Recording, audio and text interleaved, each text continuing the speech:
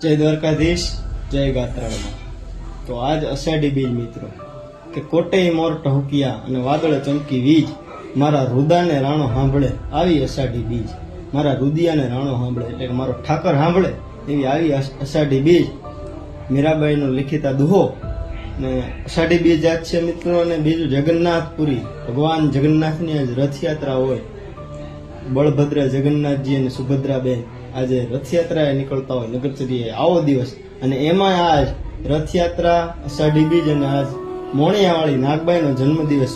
ભલામણા મોણિયાવાળી નાગબાઈ કે જેને માંડલિકને કીધું હતું કે સમજી જા, સમજાયો ને સમજો માંડલિક, સમજી જા માંડલિક કા મોણિયા મારું છે, મોણિયા ખાલી કરો। એટલે એમાં નાગબાઈએ કીધું કે મોણિયાનું નામ તારી જીભે ન લેતો, પાછો જુનાણે વયો જા, બાકી મગને ચોખા તું છૂટા નહીં પાડી હતી માંડલિક।